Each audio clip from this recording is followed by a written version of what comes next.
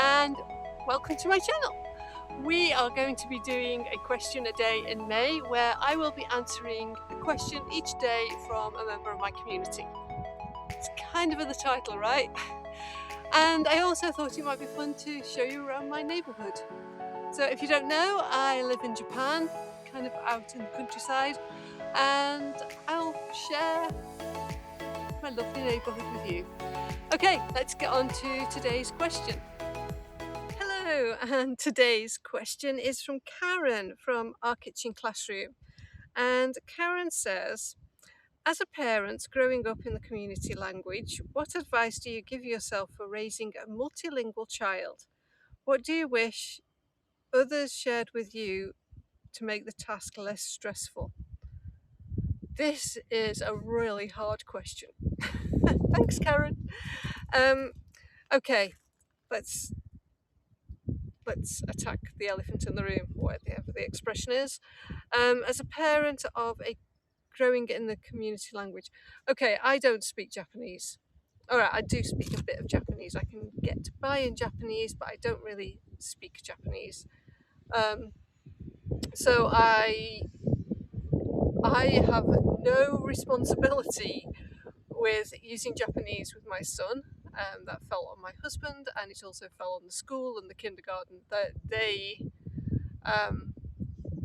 So Japanese is the community language, and that was the way he learned.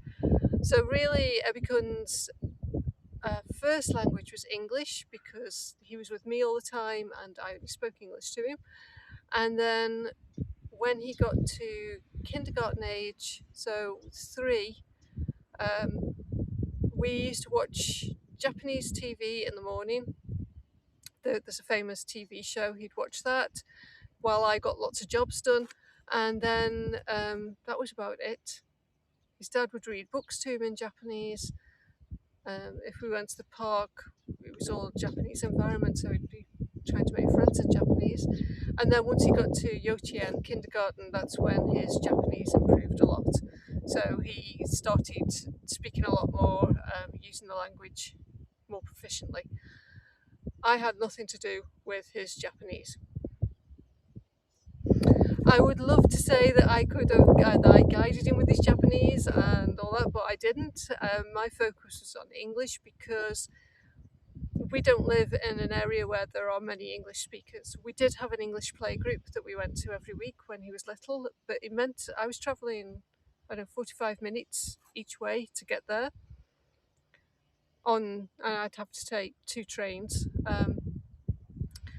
And yeah, that was about it really. So it was me using, well, both me and my husband using English at home. English was our language at home language, and talking to friends and family over the internet. Yeah, that's about it. So I can't claim anything about Ebikun's language skills. What would have made it easier? No, I don't think me speaking Japanese would have made his Japanese learning easier. If anything, what I hear a lot about from the community that I'm in is that Japanese non-native speakers end up speaking Japanese with their kids because their kids know that they can speak Japanese, and then their other language gets distilled because of that, or they want to use Japanese all the time because it's easier for them, or they think it's easier for them, and instead of them being forced really to use English or whatever the other language is, they just get lazy. Kids are lazy. Humans are lazy. They're always going to pick the easiest route. So if Japanese is the easiest language to use, that's what they're going to use. And when you're using Japanese 8 hours a day at school and playing with your friends, and then you come home and you have to switch to English, that is difficult. So I think being really strict, and the fact that if Ebikun ever said anything to me in Japanese when he was little, even if I understood him, I would pretend I didn't, or I would just automatically translate it into English. So I think if anything, being able to speak Japanese, although it would have been more useful for me, wouldn't have been beneficial for Ebikun. I think it was because there was a need there. Kids need a need to continue their language skills.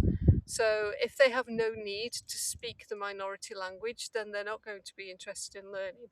So you can throw the books at them, you can get them doing flashcards or whatever. But if they've got no need, then they're going to be like, oh, why am I learning it? What's the point?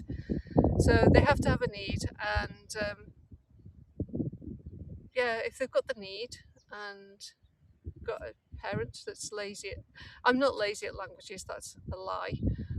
I struggle with languages. There are a lot of things I can do. Languages is not one of them. Music is the other.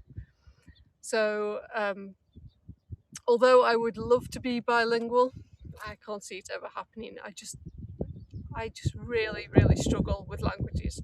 I did German for 3 years at school. I can string maybe 2 sentences together. Neither of them are very useful. So yeah, I hope that answers your question. I have no advice. That's what I did. That's how it worked for us. Evikun is fully bilingual, both Japanese and English. He's learning French off his own bat. There's no input from me or my husband for the French. And that's the way it goes. All right, I hope that answers the question, or maybe it doesn't, and I will see you soon for the next one. I hope that answered all your questions today. If you have a question, pop it in the form below, and come and join us in Mums That Rock, which is our online community for mums who are multi-passionate and building a business around their family. Please like and subscribe to my channel and all that jazz, and I will see you next time. Cheerio!